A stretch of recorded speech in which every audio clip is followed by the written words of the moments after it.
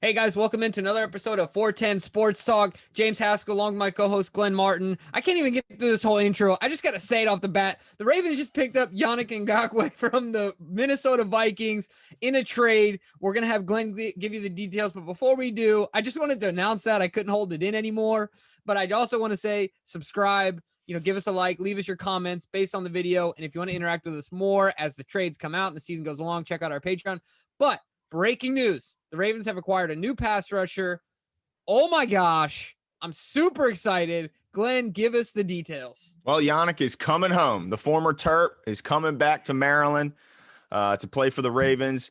As you mentioned, the Ravens get Yannick Ngakoue, and the Vikings in return get a 2021 third-round pick and a 2022 conditional fifth-round pick. So, I mean, it seems like another masterful trade by Eric DeCosta, another one where he's, not forced to give up a first or second round pick to get a guy who can really help this team. So, man, I am so happy. I mean, even although it has looked like the pass rush woes have kind of went away these past two games with them getting 7 sacks in the Bengals and I believe 5 or 6 against the Eagles, I think we both know that was kind of a reflection of poor offensive line play from the Eagles and the Bengals, and not necessarily excellent pass rush by the Ravens. So Yannick is certainly going to help. And man, when we're playing those elite teams, I'm a lot happier knowing Yannick is going to become screaming off the edges and looking to take down the quarterback. How about you?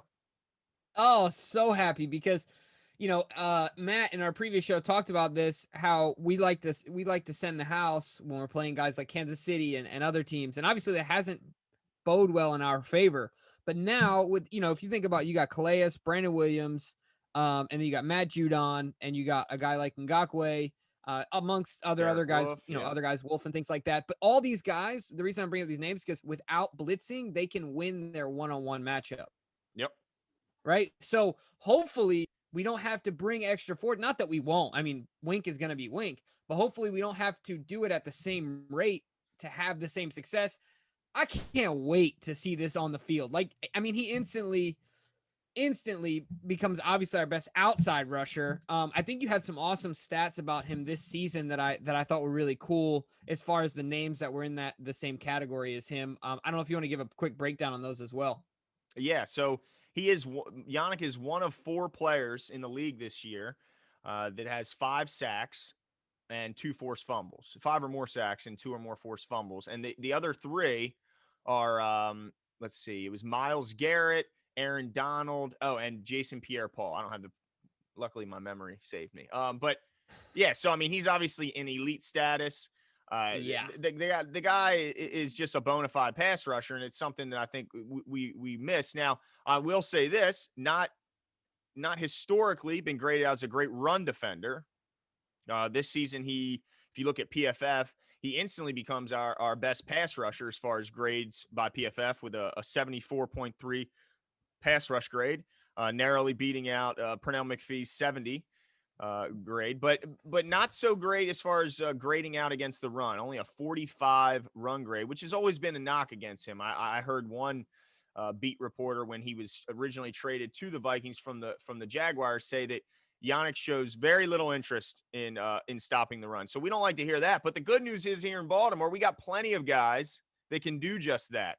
That can come in and stop the run. What we didn't have is, like you mentioned, a consistent group of guys that could win one-on-one matchups and make it to where we didn't have to send 6 or 7 guys to get to the quarterback, but maybe we can do it with 4 or 5. So I am super excited. I think he's going to be motivated. He was pretty nice to the Vikings when you consider the fact that to make that trade happen from the Jaguars to the Vikings, he had to take a pay cut. He had to take a pay cut from $17.78 million down to $12 million before that trade was going to be finalized. So it's obviously a guy who's motivated to play. He's not screaming at the top of his lungs to be the highest paid pass rusher or anything like that. I'm excited. And honestly, Jimmy, what are your expectations on whether or not they'll extend the guy? Because he's a free agent at the end of this year. So, and he's only 25 years old. I mean, this isn't just a rental. This is a guy like Peters that I'm sure they're going to look to extend. Yeah, I think that they'll be able to extend him, and I think they'll do so. I think that this is a sign that Matt Judon is probably on his way out. because if you have to choose one over the other, I think they're going to go with Ngakoue depending on, how the season finishes out. But I think they feel pretty confident in who he is just as a player over Matt Judon. No knock on Matt, but Ngakoue is a former first rounder, just an overall better pass rusher. Mm-hmm. So, that's what puts deposits in the bank is getting to the quarterback. So, I think that the likelihood of the extension is high. Like you said, he's already shown willingness to take a pay cut. I think he really wants to be on a winning franchise. And I think that will actually motivate him. Look, the Ravens have a certain standard. When you're talking about the pass rush, the run defense, there's a movie that I love called Stand and Deliver. It's about a teacher who comes in and basically saves a school math department, makes them the best math department in the country, or in the state of California, based off a true story. And what he always would say is students rise to the level of expectation, right? So he's going to come to Baltimore, and his expectation is he's going to care about the run game. And if he's not going to get the extension. He's not going to get the laud. He's not going to get, the clock that he wants to get. Mm-hmm. Stopping the run is number one here. Everyone knows that. And I think that's going to help him, because I think stopping the run for me is just like defense in the NBA. It's about effort. Right. Just put in effort, like just try, right? Like that goes a long way. So I'm not saying that's all of it. There's some guys that are naturally better at it, but just that effort makes a huge difference. So I think that will make a big difference. And I think that, like I said, as far as extension goes, highly likely. And but I do think it signals that Matt Judon is probably on his way out of the door. What do you think? Yeah, I think you're right about that.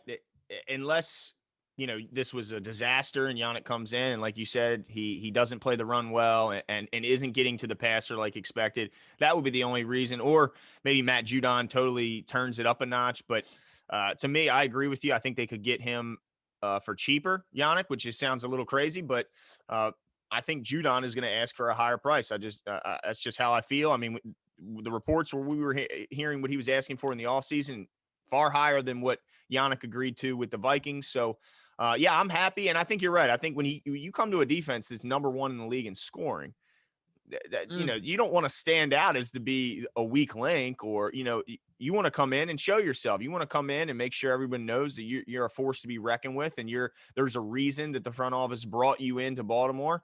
Obviously, they felt like they needed some help at that position. And so I think he's going to come in motivated with a chip on his shoulder, ready to win. Most importantly, this guy, I mean, yeah, he was a part of a pretty decent team in Jacksonville a few years back, but they quickly broke that team down and dismantled it. So he hasn't been on many winners, and he's been on quite a few losing teams. So I'm sure he's going to be pumped. And also, you got to be happy he's coming home, right? I mean, he spent a lot of time in Maryland, so he's got to be pretty happy. He's going to go to a familiar place. It's not like a completely new city he's not familiar with.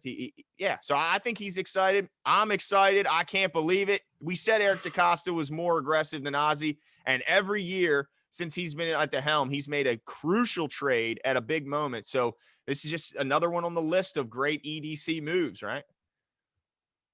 Oh my gosh, I can't wait. You're absolutely right. Eric DeCosta does it again. Strikes when the iron is hot. Can't wait to see what he does. I liked that he mentioned that they're not done. They're going to keep building. They're going to keep perfecting. They aren't done. And we got more to come on that. So you guys stay tuned. Give us your thoughts. We are excited. I think Glenn and I both give the trade an A.